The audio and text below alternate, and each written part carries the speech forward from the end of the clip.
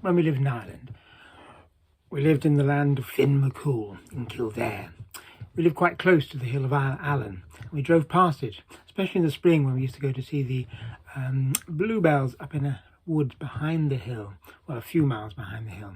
And the road would skirt round the outer edge of this hill, and you look up and see a forested area and what is now a tower, a radio tower. Coming away, we'd arrive across the great plain of the Curragh, which big flat area. And there, on one of the roundabouts, was Finn McCool, a local sculptor, and built a huge sculpture of him in metal. And with him, Bran and Scion. Scion and Bran, the two hounds, which were said by some to come from the fairies. Or were they humans? Who knows? Let me tell you a story about Finn and the two dogs, his two dogs, Bran and Scion, the mighty hounds. As you'll know from when we last spoke, Finn was the leader of the Fina, the great warrior poets of Ireland, the men who, it was said by Daniel Allison, that they could recite a poem while balancing on top of a sword. And if they did not do that, they were thrown out of the Fina. But who knows if that's true or not? They were great men, and many stories are written about them. But this is one such story about Finn and about his two hounds, Bran and Scion. One day, the Fina were out hunting. Out hunting as was their wont. They were hunting for deer and boar. And if they could not get those, rabbits, whatever was available. In fact, they'd had a pretty poor day, and they were making their way back to the hill of Allen, where was their home fort, when they put up a deer. It was a roe deer, a beautiful brown animal that twisted and turned as it saw them and ran off into the bushes. But then it stopped. And as it stopped, the dogs got scent of it and started chasing after it and running hard into the woods. Whoa, whoa, whoa, whoa, whoa, whoa, whoa, whoa, whoa. The men followed, charging, saying, aha. No, they didn't. Aha. Something to eat at last. Yay. The men followed, charging through the woods. Then they heard the dogs' voices change. The dogs seemed to be fighting among themselves. They came round the corner, and there was a small clearing, in the middle of which was the deer. But the animal was lying down, just panting from the running, and did not seem to be scared. Beside it, Bran and Scion were sitting, guarding the animal from all the other dogs who were trying to grab it as they had been trained to kill the animal. Bran and Scion chased them away and then started licking and playing with the animal. All the men gathered round. They'd never seen such a thing. It's such a friendly animal, they said. What should we do, Finn? And Finn said, it can be a pet. It'll be our pet. We'll take it back to the hill of Allen. No, please do not kill it. Bring it back with us now. We have enough back at the hill. We have had a poor day, but we'll have some fun with this beautiful, beautiful animal. Bring her. So the animal was taken with them back to the hill of Allen and put into stables. That night, they had their usual feasting and fun. The men, as is the wont of the Fina, and Finn took himself off to bed. He was just resting, his head down upon his pillow, when there was a knock at the door. Enter, he said. Who is that? A beautiful young woman came into the room. Finn had never seen her before, and he wondered what she wanted. "Can I help you?" "I seek Finn McCool." "I am Finn McCool." "Finn, do you not recognize me?" And Finn leant forward, and he thought, "You have the eyes of that deer. You have the liquid eyes of that deer." And she said, "You are a clever man, Finn, for I came in that form to this place.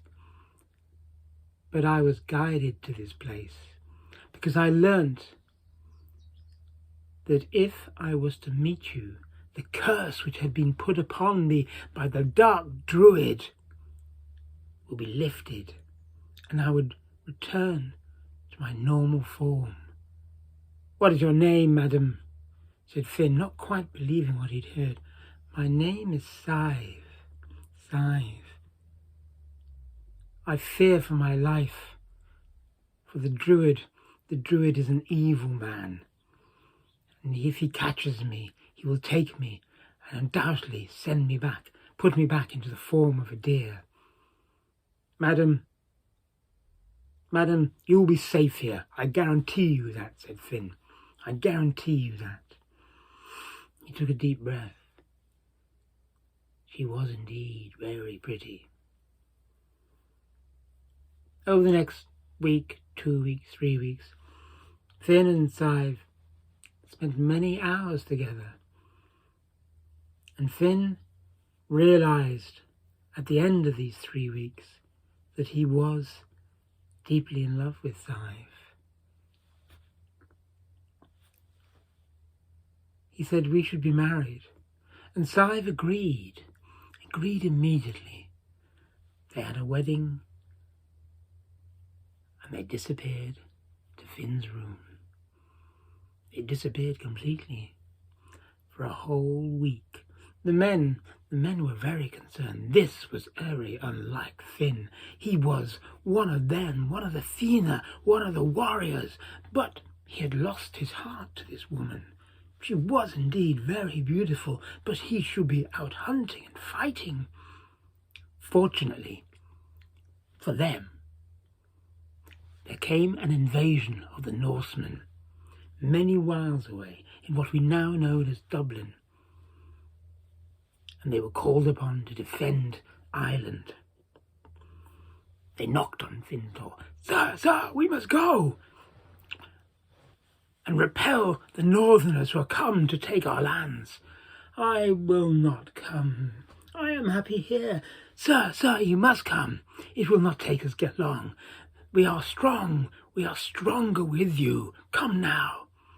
And reluctantly, Finn put on his armour and joined his men, and left his beloved Scythe at the Hill of Allen with some servants, and rode out to rid the land of the Norsemen. He was gone for 7 days, and the task was done. He didn't even stay behind to celebrate the victory with his men on the coast. He rode back as fast as he could to the Hill of Allen. "Where is Scythe? Where is Scythe?" he said as he came to the place. Everyone, all his servants, avoided his stare. "I say, where is Scythe? Tell me now. Where is the lady I left with you?" Eventually, a man of the kitchen told him what had happened. "She's gone, sir. 2 days after you left to go fighting, someone appeared who looked exactly like you. He even had 2 dogs that looked like Brian and Skull.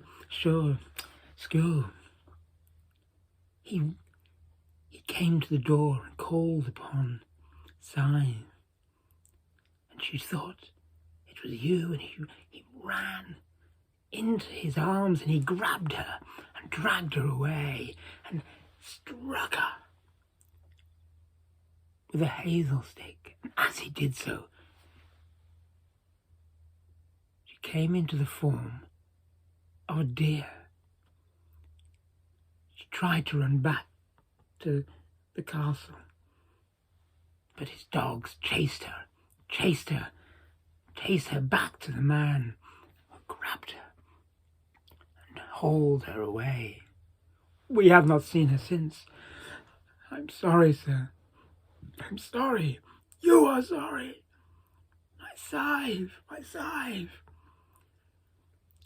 I call upon the Fianna to come and find her. But I say this, there shall be no deer killed until we do. And Finn and the Fianna, they hunted everywhere for scythe.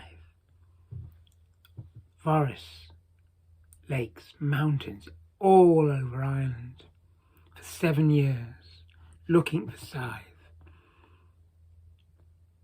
And eventually they realised they could not find her anywhere. She had disappeared.